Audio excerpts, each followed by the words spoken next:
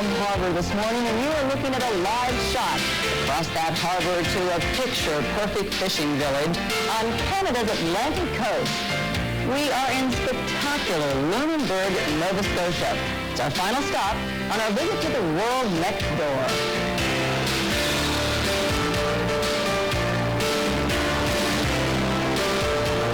If you take a walk down Lunenburg's Montague Street, you walk into the past. Here in the 18th century, you might have found members of the Highlander Regiment who were stationed along Nova Scotia's South Shore. And then come on inside, where we are, inside the Colonial Merchant. And inside, as you'll be able to see, sort of a remembrance of a simpler time when people might gather to share a bit of food or perhaps share the news of the day. I almost feel like I'm dressed in too modern a fashion today. Good morning, America. I'm Charles Gibson. And I'm Joan Lennon. It's Friday. It is May 17th. And we have now completed our trans-Canadian journey, starting on the west coast of Canada, as you know, on Monday, coming to the Atlantic coast here in Nova Scotia on Friday, the last leg of our journey, a 400-mile trip from French Quebec City to here to Halifax, and then another 100 kilometers or so. That's a long trek. This little tiny fishing village of Lunenburg. Yes, and it's an incredible place, but as quaint as this setting is right here, you have to see outside. It's so beautiful. Just follow us, okay? Come on outside. We'll take you right outside, and you're going to see what this place is all about. Lunenburg was actually settled 250 years ago in the mid-18th century, but there's still a population of under 3,000 people. This has been a fishing village, really the Atlantic fishing capital of Canada, and in prosperous times, when there are lots of fish, the fishermen would prosper. But right now, the fish are sort of played out, and the fishermen suffer. But tourism keeps this place alive. At one time, Lunenburg was home port to about 250 fishing vessels. Now, but about 30. Still, it is one of the most photographed and painted areas in Canada. It has a sort of Norman Rockwell setting. And if you look on the back of Canada's old $100 bill, Lunenburg, that's right. And they have parties here called Kayleys, which perhaps the Rankin family, very, very, very big up here, as well as now in the United States, they might play at a Kayley. And with all these fine folks from Lunenburg out here this morning, we're kind of having our own, I don't know, breakfast version of a Kayley. And I'm told a Kayley is a big, rip-roaring party. There are some beautiful boats still in this area, although unfortunately the fishing has been pretty well played out. This is the Blue Nose 2, which is really sort of a symbol for this entire region of Canada, and certainly of Nova Scotia. Nova Scotians are called Blue Nosers, as a matter of fact, largely because of this boat. Still an operating schooner, and we're going to take you on board the Blue Nose as the morning goes on. Spencer Christian is also with us here in Lunenburg, and he has found a boat of his own. Spencer? I certainly have, Charlie. I'm over just outside the dory shop here in Lunenburg, where they've been making these dories since 1917. You know, these were the small boats that did the big jobs, once the workhorses of the fishing fleet. And I'm going to tell you more about dories and show you how they're made in this half hour. Right now, we've got our family members with us, and they'd like to show you what they have in store. Hi, I'm Michael Gillen in Halifax, Nova Scotia. You've heard of the Titanic? Well, we're going to tell you about the most deadly maritime disaster in Canadian history. I'm Kevin Newman in Brigus, Newfoundland, inviting you for some traditional food, including codfish tongue. I'm Willow Bay in Cavendish, Prince Edward Island. We visit the home that was the inspiration for the popular children's book, Anne of Green Gables. So we're going to cover the waterfront here at Lunenburg today, but obviously we also cover the news. And Morton Dean does that back in New York. Here in the dory shop in Lunenburg, and I by the way, I wrote Yogi's speech for him. I should tell you that. We're here in the shop that's run by Kim and Jill Smith. They've got their mascot Rocky over there overseeing the work that's being done here today. Right now, while they're busy at work, let's go to the maps. It's going to be a hot day across much of the U.S., sunny and hot down through the plains and into the southwest, rainy and wet over the western third of the nation, including interior sections, with scattered thunderstorms reaching eastward across the upper Midwest and over to the mid-Atlantic states. That's a quick look at the national weather. Here's a look at what's happening.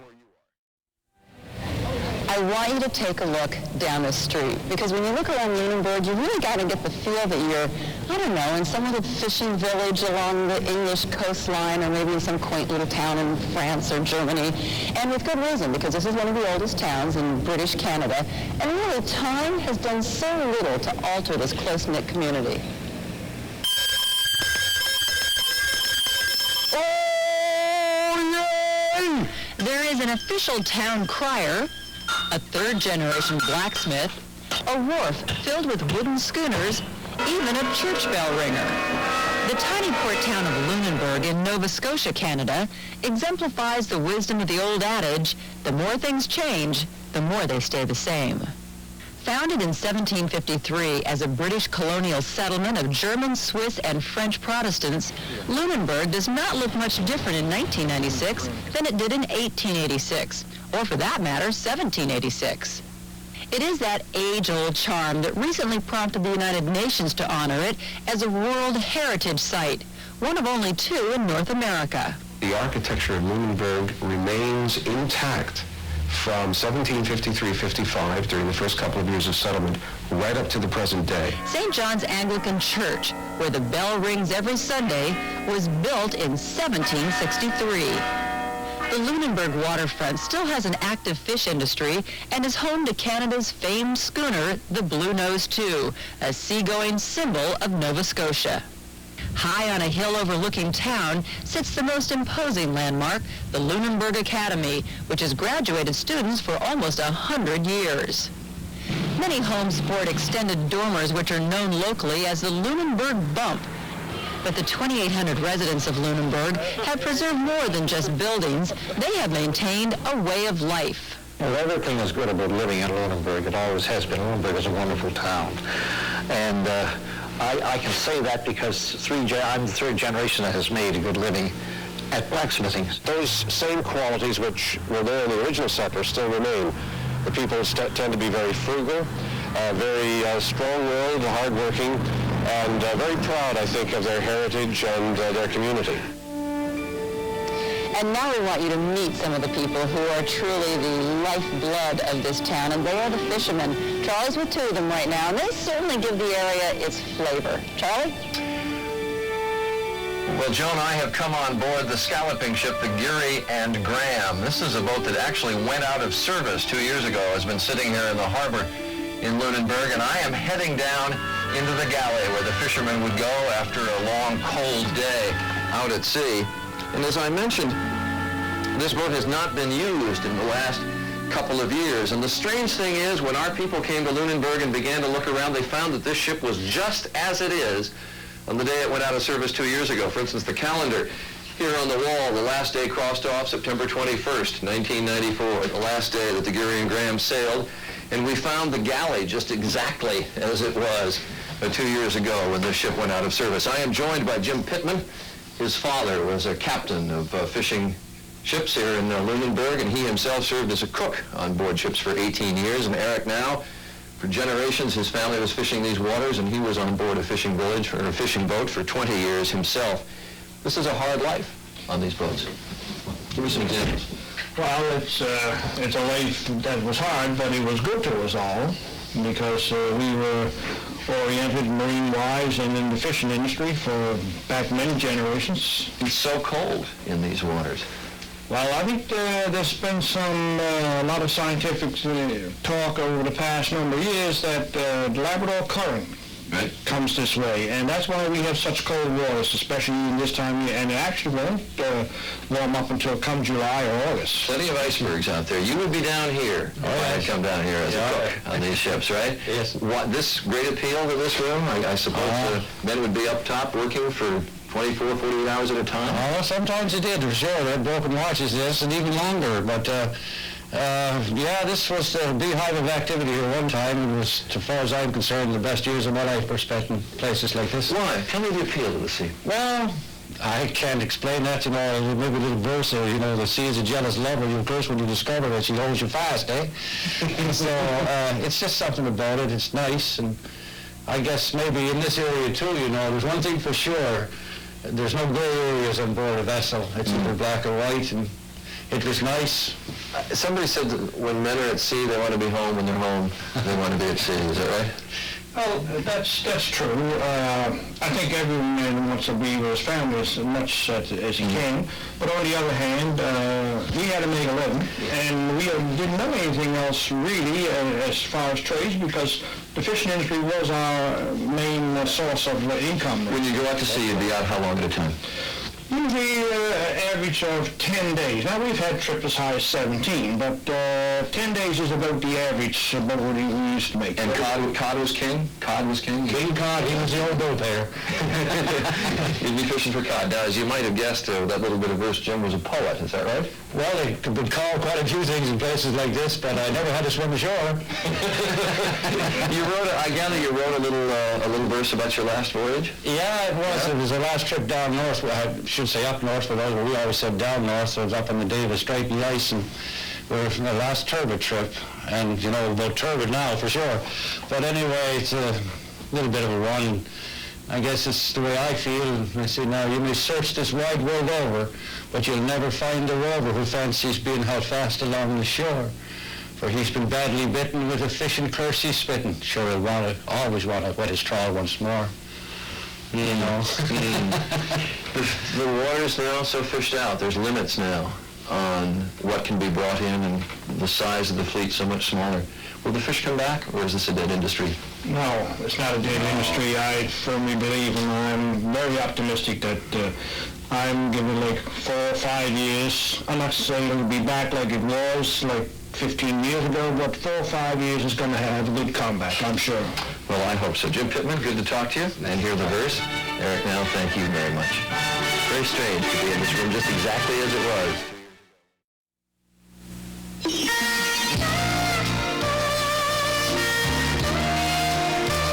Good Morning America's Canadian Adventure, The World Next Door, continues live from Lunenburg, Nova Scotia.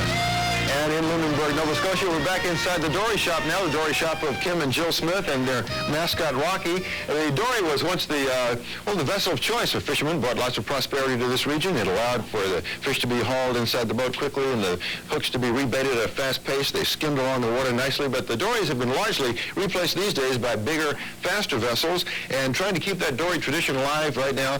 Kim Smith, will you tell us what it is about the dory that makes it such a good seagoing vessel? A seaworthy vessel, I should say.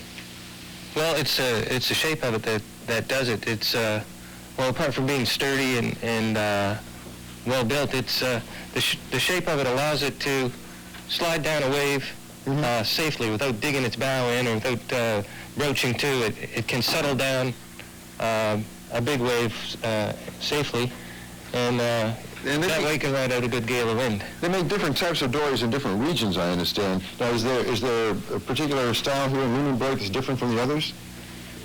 Yeah, well, this is unique to Lunenburg. This style. There's 12 different sizes of the same style, and one of the things that makes it unique is this frame structure. We call it a knee, and it's made out of the root of a tree.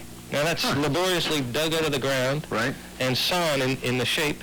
You can see how it would form the framework of the dory, and you might be able to quickly get a shot of how that grain runs around the corner. Oh, yeah. And it's the strongest, most rot-resistant part of the tree. Okay, well, you're the dory maker, but we also have Jill, the sail maker, here, so I don't want to talk all this time with you. Let me bring Jill in here and ask you to trade places here. And Jill, tell me about your particular sails here. They're all handcrafted, right? Right. What makes mine a little bit different than usual these days is that I do hand sew my own rings in and do leather work. This is for a boat that's outside here with a bowsprit on it. It's a friendship sloop, 26 foot, and this cost about $2,000 or so. So much of what goes on in your industry, sailmaking, is done by machine these days. Are you trying to keep this handcrafting tradition alive? Yes, that's the main thing about our work is the traditional. I sell brass hardware and, canvas duffel bags, and that's the main thing. Well, folks, it's been a pleasure being in your shop this morning. Thanks for having us in. Come on back in here, Kim. And Rocky's out of the shop right now. Rocky's really the boss around these parts. He keeps things moving here. We're going to continue. We have a lot more to show you from Lunenburg, Nova Scotia this morning. Stay with us as we'll continue our Canadian adventure here on Good Morning America.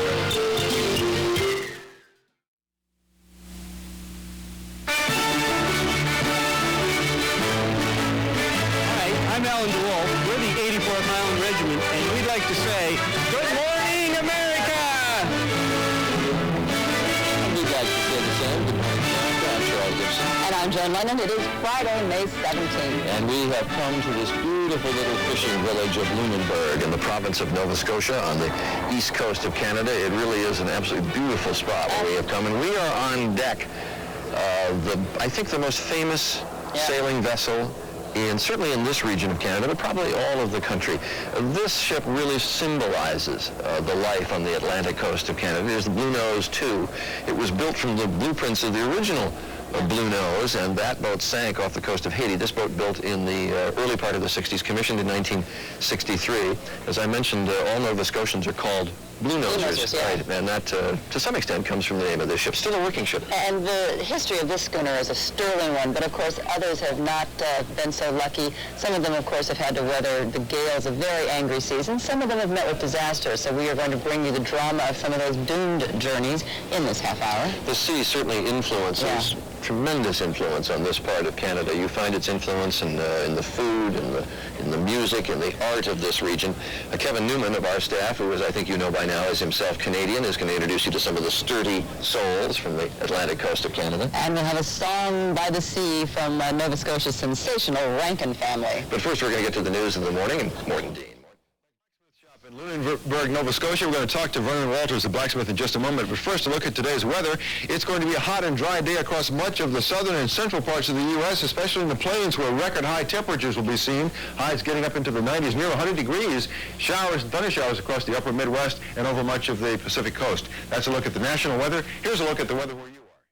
Vernon Walters, a marine blacksmith, he calls himself, and I'd like to know exactly what that means. What does a marine blacksmith do? Marine blacksmith is one who serves the fishing industry. So all the stuff that you do here is basically... Not all the things you do, but most of the things we do. Is this dying art, or do you still have enough business to keep you going here? There's still enough business to keep going. Anything you do well and you can find a market for it, it's a good business. You've been doing it for 25 years, Vernon. You must have been doing it well. 55 years. 55. Did I say 25? I meant 55 years. 55 years. Thank you, sir. I've enjoyed every moment of it. I'll bet you have. We've enjoyed being with you. When we come back, the harbor at Halifax, a peaceful scene now, but once the site of one of the most amazing maritime disasters of all time, when Good Morning America continues.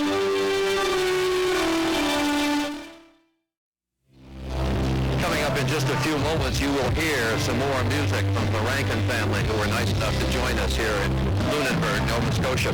You know, longtime residents of this area have such respect for the power of the sea. They still talk about the August gales of 1926 and 27, when more than 200 people were lost. And each maritime disaster, those at sea, those that touched the land, are remembered in explicit detail. Now, Halifax is the capital city of Nova Scotia, and that city has played a role in some of the most famous maritime disasters of all time, as our science editor, Michael Gillen, explains. It began with the sinking of the Titanic in 1912, deep in the waters of the North Atlantic, 750 miles from Halifax, the nearest mainland seaport. Many of the victims were brought back to Halifax and buried in this cemetery. But tragic as the Titanic accident was, 5 years later, thousands of others were laid to rest here, victims of the most deadly maritime disaster in Canadian history. We were terrified. We were scared to death. Around us, there were an awful lot of people killed and hurt. We lost all our relatives. My father's 2 brothers. The survivors will never forget. It was a sunny day, December 6, 1917, the height of World War I. When it started, I said, oh my God, it's the Germans. But it wasn't. It was a collision of 2 cargo ships, the Emo and the Mont Blanc. As they approached each other in Halifax Harbor, the Emo suddenly veered into the path of the Mont Blanc and struck it. Just like a blast, it was a big bomb. The Mont Blanc was in flames. I was looking out a window at this ship that was on fire, and all of a sudden it happened.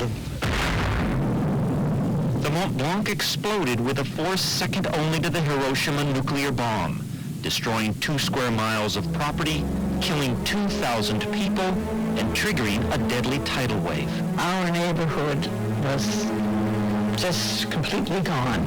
From her window, Mary Murphy can still see exactly where the explosion happened. My mother was covered with blood from cuts and soot, black. Everybody was blackened with the soot. The ghastly memories still haunt Gladys Lee. When we walked, we saw the houses were all burning and people were dying, and it was a terrible mess. an awful thing. Eric Davidson was a 2.5-year-old baby looking out the window near his crib. The last thing he saw, or will ever see, was that terrible explosion. The glass broke in on my face, you know, and it knocked me down, of course, and I lost my sight right then. The houses demolished by wind force and fire, but these houses survived. Today, tour guides like Blair Bede, Gladys's grandson, show visitors the rebuilt city, the memorial, and explain what most people didn't know at the time. The Mont Blanc explosion leveled Halifax with such power because it was a war supply ship loaded with TNT and other munitions. It was bound for the war in Europe, but its legacy will always remain here in Halifax. I don't think people ever really got over it. It was something that you don't get over. And we have brought some Christmas trees down to the harbor for a reason. After that explosion occurred in 1917, the same day, the city of Boston in Massachusetts sent help to Nova Scotia. Hundreds of emergency workers came here immediately. And Nova Scotia does not forget. And so every year since 1917, Nova Scotia, which considers itself the Christmas tree capital of the world, sends Boston its official tree for free. A giant fir goes to Boston every year, saying thanks since 1917. We take a commercial break. When we come back, you'll see some of the seascapes of Canada when Good Morning America continues.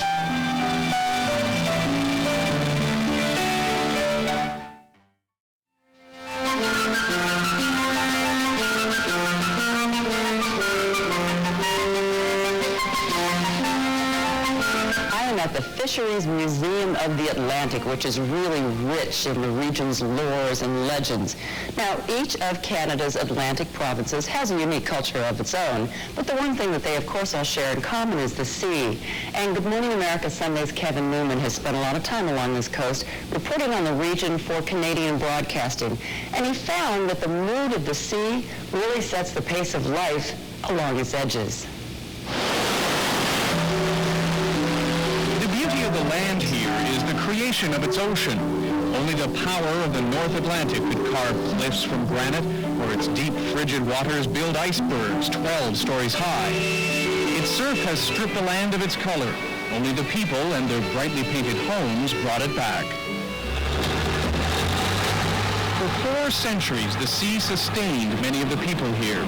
Lobster, crab, and codfish year-round. But the boats and traps in places like Peggy's Cove are idle much of the year now, the fish depleted. Scott Hubley may be the last in his family to live off the sea. I've been at it for 9 years, and I don't think you can get a personal license anymore. They're not allowing no new people in. So I just get in under the water. We used to fish all year, can't now. The lack of fish is what's often discussed at the daily card game, a tradition not quite as old as fishing, but almost. It takes years to earn a seat at this table. A gift of a bottle of rum lets you at least watch. First game you should know. Coins only for this game, which in Canada means maximum bets of $1 and $2. The $2 coin on the right is new, and it's nicknamed the Toonie. So are people using the toonies? Yeah. So these are the dollar bills. Yeah. They're called the loonies. Yeah. So these are the loony toonies. Yeah. What a country, huh?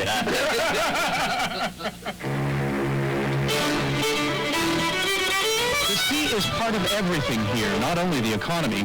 You can hear its influence in the local Celtic music, read it in the writing, and see it in the art. From his studio in Newfoundland, Christopher Pratt has painted in silkscreen some of Canada's best-known representations of the sea. The color of salt water has a fundamental quality. It's a kind of a gray-green thing. What really impresses you is the horizontality, the immense flatness of the sea. Because after all, even a 100-foot wave is a pretty minor blemish on the surface of the globe. I mean, if there's any measure of timelessness, it has to be a saltwater wave. I mean, if there's anything that you really are sure it hasn't changed, it's got to be that. There is much about Atlantic Canada that seems timeless, like the simple pleasure of dropping a line, or the time-honored way of preparing the fish. Don't be slow, Captain. Through her businesses and recipes, Kitty Drake has revived interest in local Newfoundland cuisine. Well, there's At least that's what she called it. And back here, we've got cod tongues. Cod being the main fish in Newfoundland when times were good. When times were good. We also have a traditional seal flipper pie. All right, let me take a look at this. I'm curious. Newfoundlanders like to put a bit of rum in their seal that would help, flipper I pie. think. Yes. Well, let's just say it tasted better than it looked. A delicious reminder that the flavor of Atlantic Canada begins and ends with the sea. All right, sitting by the dock of the bay, we are going to be hearing a song from Nova Scotia's first family of song, the Rankin family. Coming up next.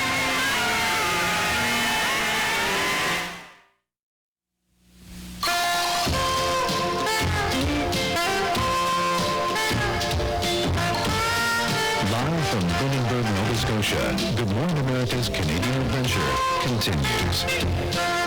Time now for the Celtic sounds of the Rankin family, a clan from Nova Scotia that's putting Canadian country music on the world map. They have a very successful album here in Canada called Endless Seasons, and the name of the song is You Feel the Same Way Too.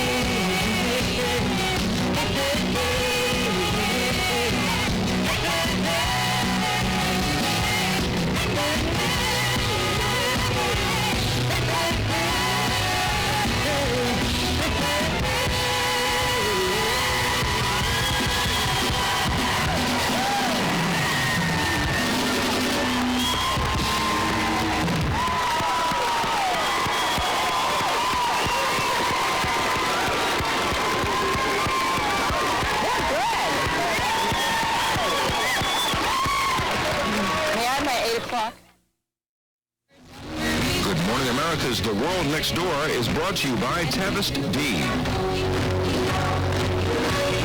I love this music. It's really a nice sound. Great. Yeah. When we come back, some more tales of the sea and the scientific phenomenon that you'll find in the Bay of Fundy right near here. And one of Canada's hottest exports, Jason Priestley from Beverly Hills 90210. So we'll have a lot more from beautiful Lunenburg in Nova Scotia. Production assistance provided by Via Rail for fast, convenient, comfortable travel between major cities in Quebec and Ontario, or for coast-to-coast adventure. Via Rail is Canada's passenger train network. Welcome aboard. Accommodations provided by Canadian Pacific Hotels with all the country's best locations. In Atlantic Canada, the Hotel Beau Séjour, the Algonquin, the Prince Edward, Hotel Halifax, and Hotel Newfoundland.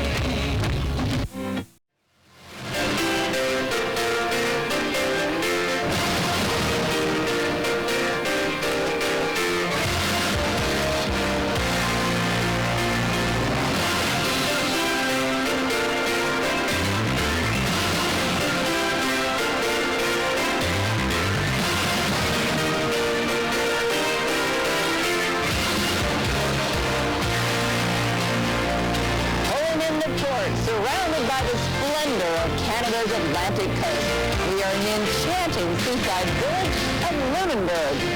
And we've got a bird's eye view of the harbor here in Lunenburg this morning. The colorful Victorian homes that make up this town sweep the hillside, and the working docks of the fishing town that is our home for day 5 of our visit to Canada and the world next door.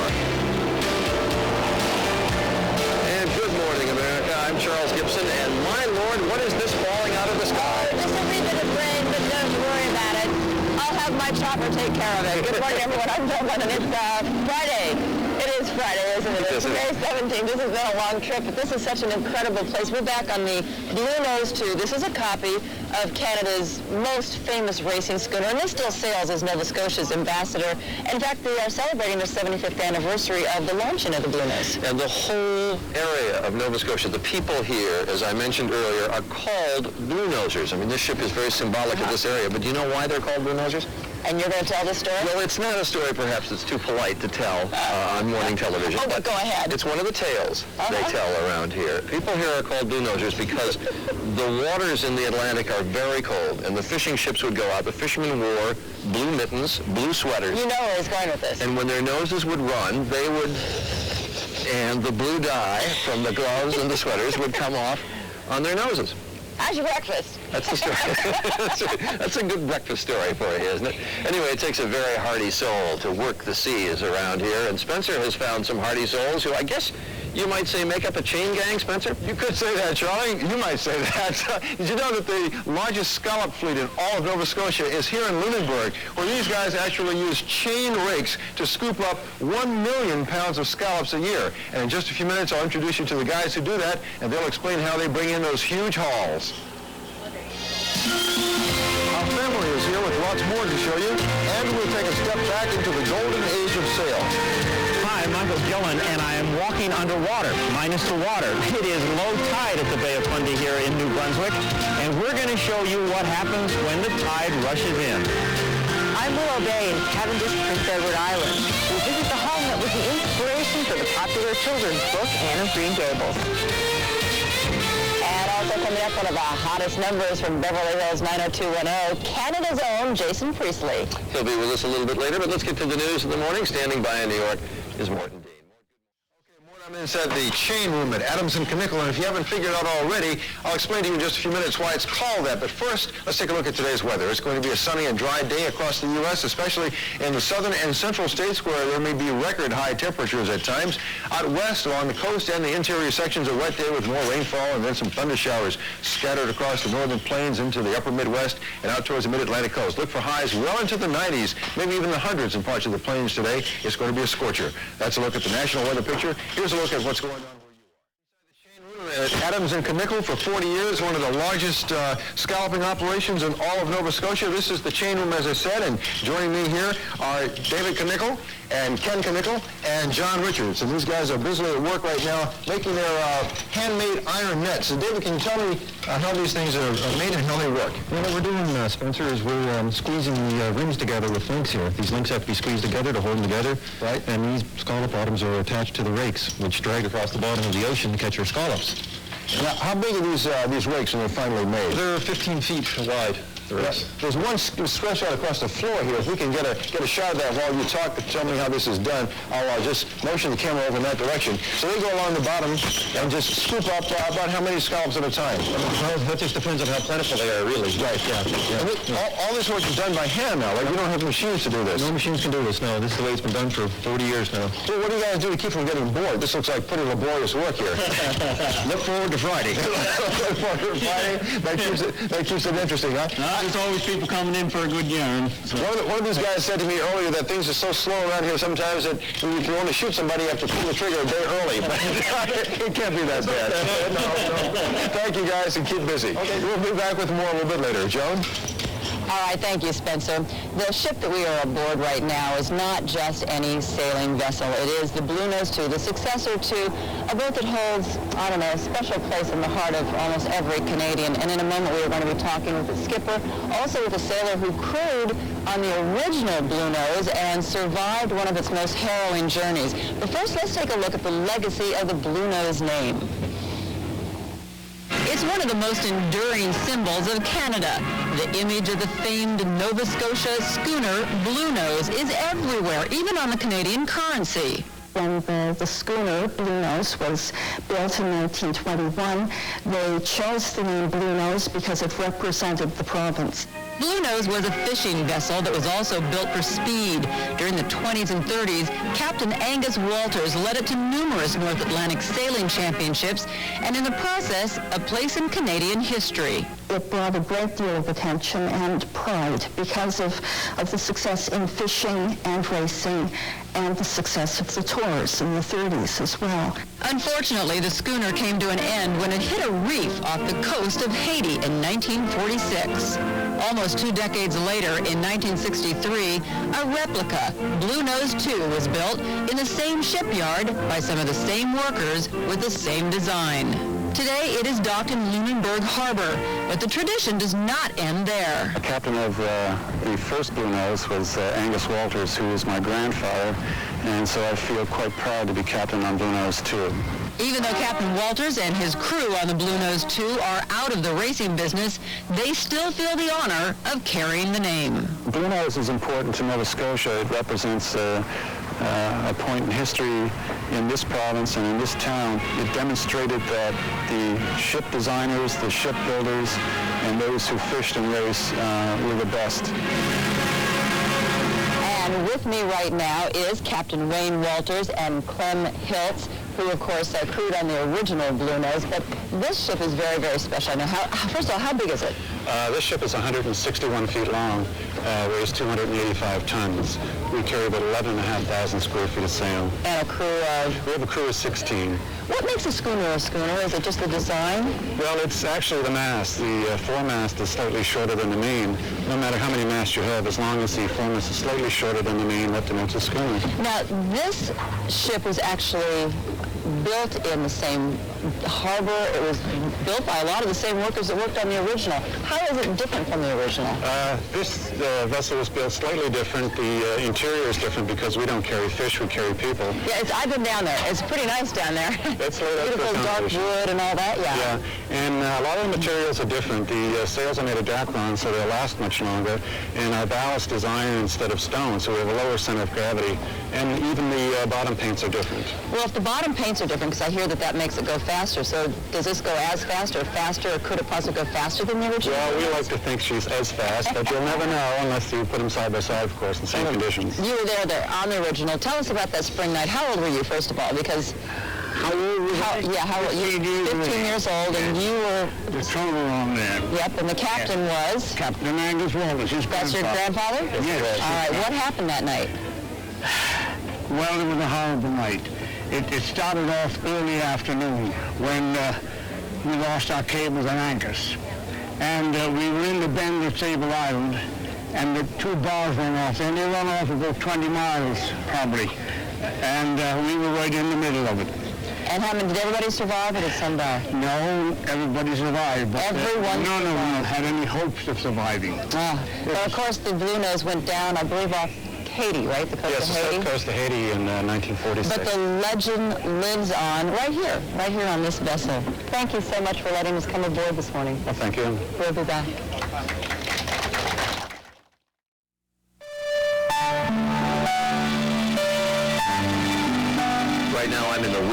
lighthouse of the retired scalloping ship, the Geary and Graham, where we were a little earlier today. Here in Lunenburg Harbor, the difference between high and low tide, about 5 feet, and we're at high tide right now. But just north of here is the Bay of Fundy, and that's known to sailors around the world because the variance between high and low tide there can be 40 to 50 feet. Absolutely extraordinary. And so our science editor, Michael Gillen, is with me here. And Michael, you had a chance to go out and experience this. Boy, did I. It was incredible, Charlie. In fact, it is one of the marine wonders of the world. In some ways, tides are like living, breathing organisms, and nowhere is that more obvious than at the Bay of Fundy. When the tides here inhale, the bay fills with water, 10, 20, 30, up to 48 feet high. And when the tides exhale, the bay empties out, revealing hidden wonders like these gigantic rock sculptures at Hopewell Cape, New Brunswick. At low tide, I walked among them with Harry Thurston, a biologist and poet who's lived here all his life. These tides are awe-inspiring force of nature, as you can see here. They've created this landscape, carved out this arch, made these whimsical flower pots. They're just constantly eroding and reshaping the shoreline of the bay, and they have been for the last 7,000 years. Tides are common all over the world, of course, driven by the gravitational forces of the sun and the moon. But Fundy's unique funnel shape goes from wide to narrow, so that incoming water has nowhere to go but up, producing the highest tides on the planet. So powerful they force rivers here to reverse direction twice a day. And that's not all. The real power of the tides is in their ability to create life. They drive this whole ecosystem. You might say that the tides breathe life into the bay, and there is no better time to see the source of that life than during low tide, when you can literally walk on the bottom of the bay. Now, this mud is full of nutrients. It's like the herbs at the bottom of the salad dressing. Now, here's what happens every time the tides come in and out. The agitation fills the bay with nutrients, and they, in turn, attract all kinds of wildlife, from birds to fish, all the way up to whales. The abundance of the bay is incredible, Michael. We're going to lower this drag over the side, drag it along the bottom, bring up what's on the bottom, show you. Oh, my God. Look at this, Michael. Crabs, sea cucumbers, sea urchins, sea stars, sea stuff. There are few places on the planet that support life in this abundance, and it's all because of the fucking tide. 4 centuries ago, the Bay of Fundy's fertility is what caused the Acadians to settle here. This is where modern-day Canada started, and the tides have been a life force ever since. Just to be in tune with this tidal cycle, these rhythms of nature, the coming and going of the tides, it's a spiritual thing. Michael, I'm very struck to hear that fellow you talked to say this is not just an oddity. Yeah. This really has an effect on the life of the area. You know, people around here say they don't even need watches to know what time of the day it is, because they can tell just by the height of the tides. When we were out there, we always had to be worried whether we were going to be stranded, you know, by the low tide and so forth.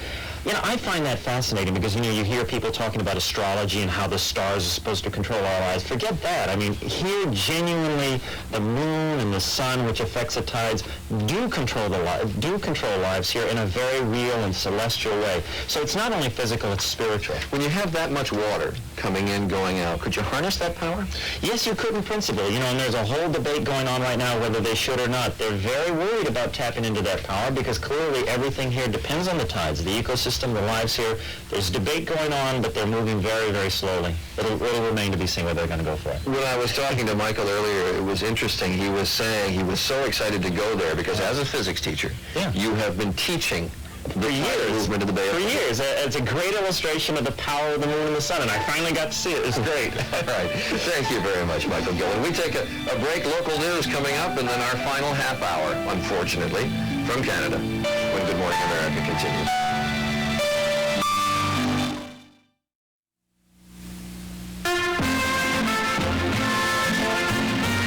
I'm Chief Frank Torres to the Lunenburg Home Day Police Service, and we'd like to welcome you to Lunenburg, Nova Scotia. Good morning, America! And good morning, everyone. I'm Joan London. And I'm Charles Gibson. Our final half hour, unfortunately, here in Canada. It is Friday, May 17th. We are in the little fishing village of Lunenburg in Nova Scotia, and sitting down on these crates in the rain, we have just joined the Wet Fanny Club. Absolutely. Now, coming up, Jason Priestley, you may think that he hails from Beverly Hills, as in 90210. No. He actually had his first address right here in Canada. He's back here in Canada. He acts up in Halifax, shooting a movie. It's supposed to be happening on Long Island, but I guess they think it looks like Long Island up here, and he's going to be with us. Not far from here is Prince Edward Island. True or false? Smallest province in Canada? Easy one.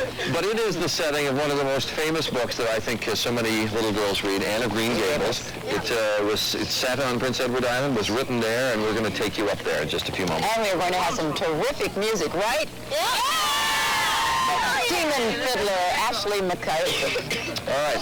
And do we have a camera on him? Spencer is going to do the weather up in the rigging of the Blue Nose. He has climbed all the way up there. Where else can he get a better look at the weather, right? But before we get to Spencer, who's hanging on for dear life, let's go back to New York for the news of the morning. Thanks a lot, Mort. Putting me to the test, aren't you? I'm way up here on the mast of the Blue Nose, too. I have never climbed up anything this high before, unprotected in my entire life. Well, I guess it's good therapy, though. It feels comfortable up here, and I'm afraid to go down. So let's take a look at today's weather, see what's going on across the states. It's going to be a sunny and hot day across the southern tier of states and up into the plains, where high temperatures will reach record levels. It'll be wet and stormy across the northern plains, the upper Midwest, and thunder showers scattered out towards the mid-Atlantic. A really wet day with heavier, more concentrated rainfall along the Pacific coast and the interior sections of the far west. High temperatures will be well into the 80s and 90s over most of the plains, the southeast. Maybe even some 100-degree readings will be possible in places like Texas and Oklahoma. That's a look at the national weather picture. Here's a look at the weather where you are. We return, a local heartthrob returns home to Canada. Jason Priestley joins us in just a moment when Good Morning America continues. Stay with us.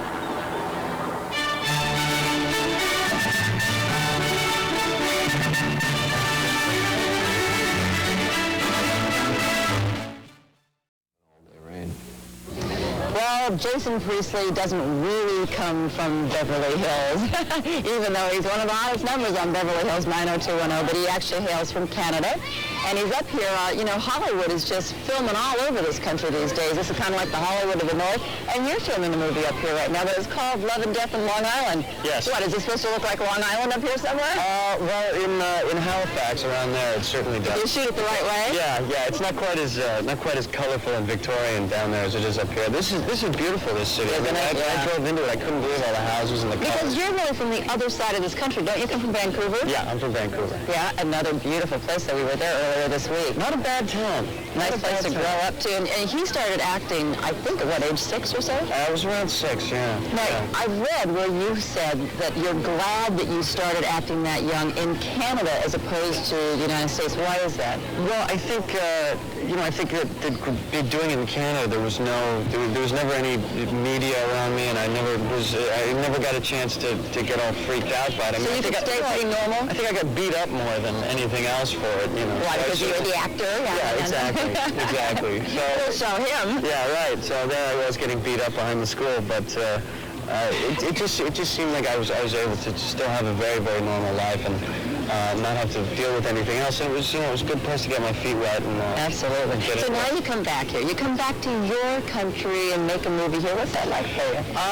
It's great. It's great, actually. It's I've always been a really proud sort of flag-waving Canadian anyway, and sort of come back here and get to do a movie here, and then the people are so great, and so many people know that I'm a Canadian that they just sort of come up and pat me on the back and say, all right, great, good to have you back home. So wait a minute though, because I mean I've seen what happens to you in the States. I mean, especially around Hollywood. I mean, they flock after him. The tabloid press is all over the place. It's lower key up here. They kind of let you. It's been really low key up here. The people are really, people will just kind of wave and say hi and. Not on those docks. Those docks no, not on excited. With these guys. Really low key, right, girl? So now, do you like the movie business? I mean, obviously you've found such success on television, but you like doing these movies? I do like doing movies. I really like doing movies. The pace is different, and you just get a chance to spend a lot more time doing things, which is much nicer. I mean, you know how fast-paced TV is, and we always go, and it's nice to really be able to take the time and slow down. And I'm working on this film with John Hurt, and he's fantastic, and it's such a pleasure to get to work with a guy of his caliber. Sure, you get to soak up all that kind of experience. Because we have another season, of course. Yeah, I think we're going to do one more season. I think that'll probably be enough. And then more movies? I hope so. Well, listen, it was nice. We've come from his set, and now we come from your country. It's so nice to have you. Thank you for making the drive down. It's really nice. And we'll be back in just a moment.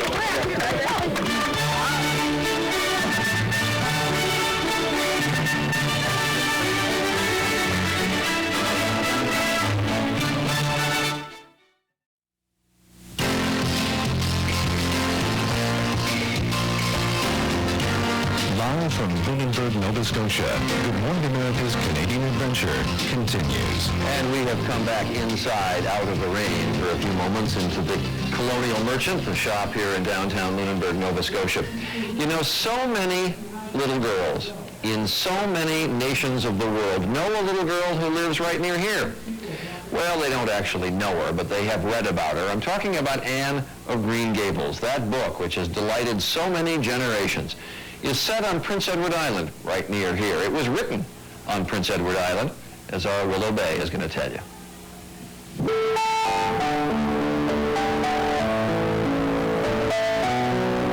What a splendid day. Isn't it good just to be alive on a day like this? I pity the people who aren't born yet for missing it. They may have good days, of course, but they can never have this one.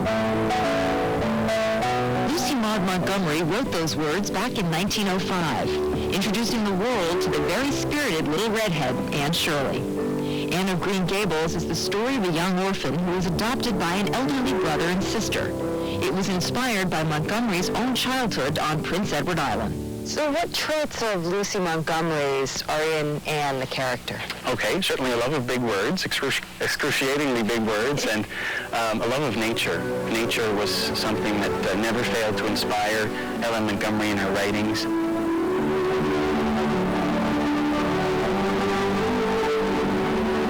The relative's house she visited often as a child became Green Gables. Today, its rooms are decorated just like Montgomery describes in her book. 300,000 tourists visit each year, and surprisingly, quite a number of them are Japanese. As schoolgirls, they read Montgomery's books and become fans of the outspoken, free-spirited Anne. As young adults, some of them even travel to the house where Montgomery was married to exchange their own wedding vows. We just loved her. When she came, we looked forward, as we called her Aunt Maud. She always came with little gifts for us. Montgomery's cousin Georgie McLeod remembers her cousin's visits. She always kept her little notebook and the pencil. If something would come up during the course of conversation or during the day, she'd stop right then and write that down. And my mother would say, that's going into one of her books, which down the road it would. Anne of Green Gables is big business on the island, and the book's characters are a big draw. There's the Anne Shirley Inn, Matthew's Market, and Marilla's Pizza. Not to mention the Anne dolls, the Anne keychains, and the Anne plates you can find at, where else, the Anne of Green Gables store. Even the island's license plate has a picture of the little redhead. I remember my mother saying to her, Maud, you've made our island so famous. She had a hearty laugh, and she'd laugh away. What do you think so, Ella? But today, I often say if she come back, I don't know what she'd think. It's beyond anything she ever dreamed of. Just like I pictured it when I used to read that book to my daughters. We take a commercial break. When we come back, we leave the quiet inside. We go back to the crowd outside. And you'll hear the music of Canada's Ashley McIsaac, our fiddler on the wharf.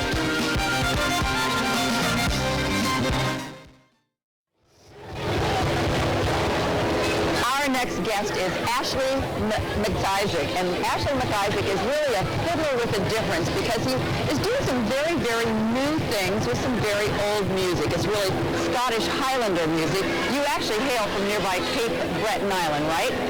And he's got a new CD out. It's called Hi, How Are You Today? Love that name. But it's really the results of this new kind of music has made him a very big star, not only here in Canada, but now in the United States. And he is going to play for us today Sophia's Pipes. Yes, it's all right. meant for dancing, though. Meant for dancing. All right. So all of you, it's meant for dancing. Ashley McIsaac.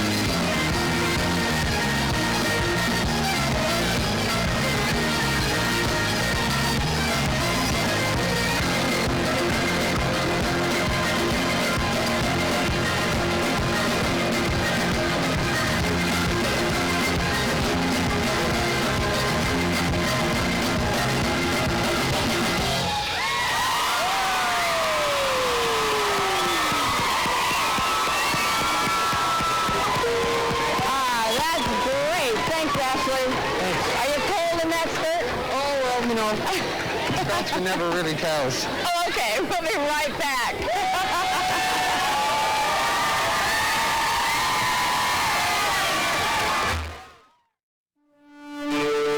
Good Morning America's The World Next Door is brought to you by Delicious Slim Fast. And we're starting there with the young crew of the Blue Nose, too. Everybody wave. Everybody wave, sitting up on the bowsprit there of the Blue Nose. Absolutely. And what a week this has been. It's really been a fantastic trek across Canada, starting, of course, in Victoria, British Columbia, and coming all the way here to Nova Scotia. Had a terrific time. I want to thank all of the technical people who gave us help. All the way along there. They really have been wonderful. All of the local folks who gave us help, they have been marvelous. Our crew always talks about what terrific cooperation we get when we visit different parts of the world, but this has really been very special. I want to thank Canada for the great weather. Even this light mist this morning is great. Never again will you hear this weatherman say a cold Canadian air mass. It's been warm all week long. It's been great. And thanks to this wonderful crowd. Absolutely, yeah. Thank you. They don't know enough to come in out of the rain. Now we are on lucky for that. We're on about, how old, this is Walter Flower, Captain Slowboat. How old is she? She's about 80 years old. About 80 years old. 80 years old. Bush Island boat. We're going to head out to sea. We're going back to New York, actually, on this boat. We'll see you back in New York on Monday.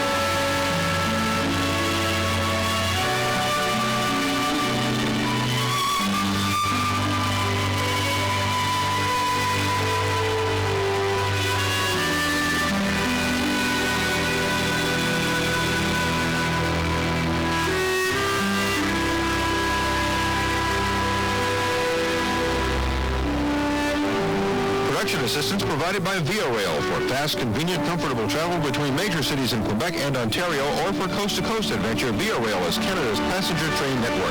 Welcome aboard.